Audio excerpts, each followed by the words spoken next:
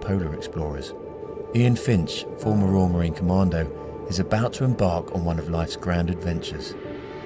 Facing brutal Arctic weather, Ian and a small team will attempt a 190-kilometre dog sled expedition in 4 days to explore East Greenland and one of the few remaining native cultures still thriving in a hostile environment, the Inuit.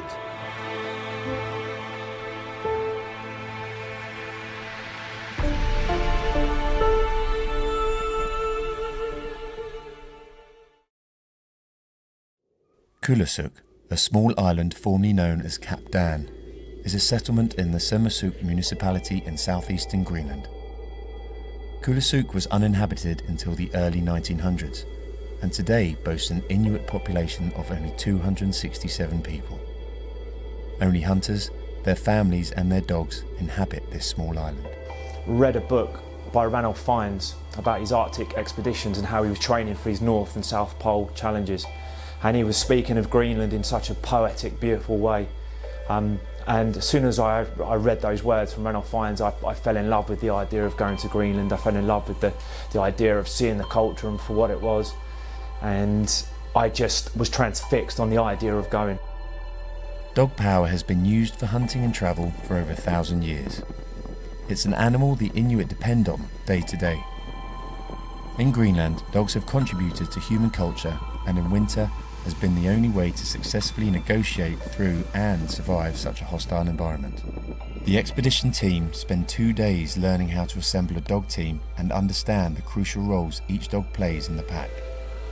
The initial training day was forged over the frozen sea ice and gave the team vital time to acclimatise to the Arctic environment and to bond as an efficient team before the journey begins.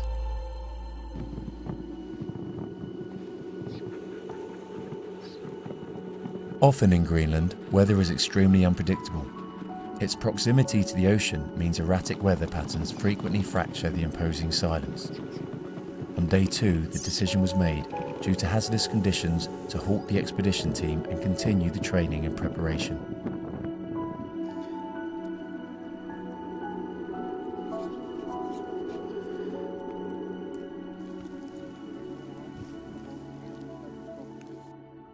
As the weather settles, conditions are perfect in Kulusuk, and the expedition team are given the green light.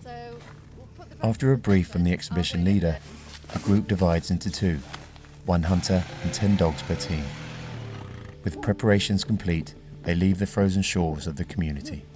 The journey to Camp 1 was mind-blowingly beautiful. We travelled, it was about 9 kilometres an hour on the sledge, which is an average pace for the dogs. And we were travelling across the frozen fjords, and either side of us for the whole journey was high mountainous peaks, and it was a clear blue sky. It was just unbelievable.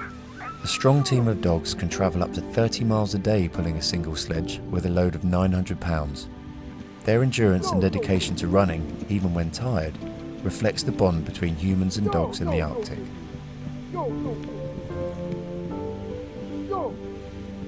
There was one guy from Seattle called Karthik who had moved from India to Seattle to follow his dreams, and he had found himself in Greenland with me and with the group on the trip, and he was opening himself up to new experiences.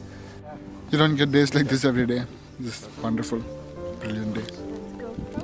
He inspired me by being a calm and patient and an open person, and a very receptive person to instructions and what was going on around him.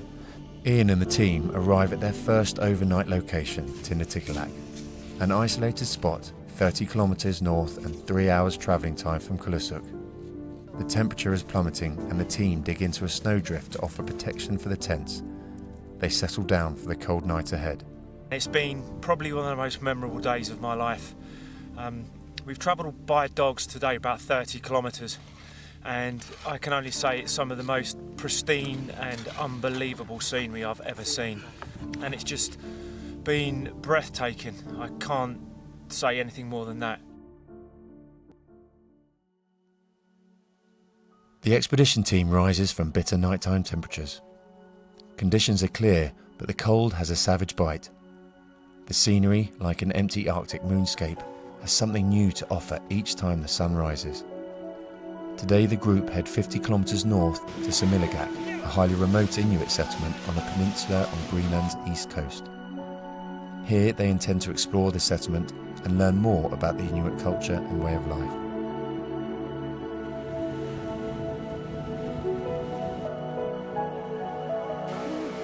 Semilla Gak is a very, very remote Inuit community on the east side of Greenland. And when we arrived there, it was incredible to see some of the villagers and local Inuit hunters standing, watching us come in. But once we got into the village, we were surrounded by bands, mischievous children, and we also had a really fantastic tour of the village as well, which was incredible. But we spent about 2 hours there. We spent some time in the local community centre.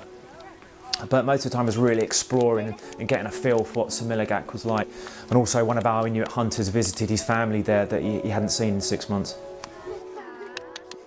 At least one daughter living here, at least I think a couple, and some of his own brothers.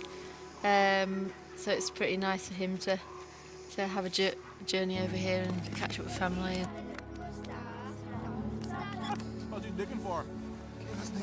It was a beautiful village. All the houses are set up on the hillside overlooking the fjords, or the frozen fjords that we were travelling across.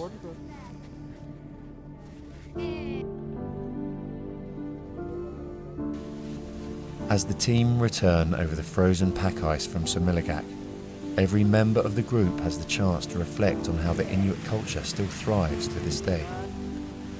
The quiet time in the sledges is always time of reflection.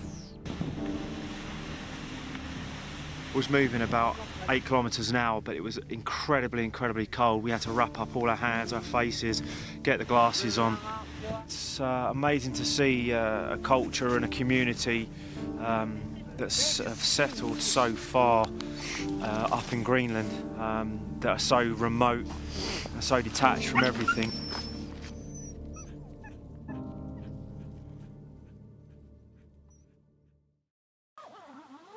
The expedition team rises to another clear but dangerously cold day.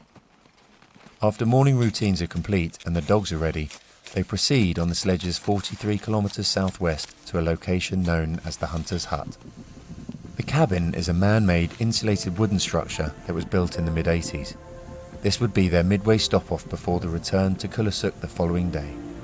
As the expedition reached the 1 hour point, the already brutal temperature takes a sudden nosedive and the Arctic winds begin to show their teeth. Prior to beginning the journey on the third day, the hunters expressed concerns that a pittorak, a fierce Greenlandic storm, was imminent in the area. As the minutes and miles pass by, the weather deteriorates along with the temperatures. As the expedition team arrive at their location, the conditions continue to decline.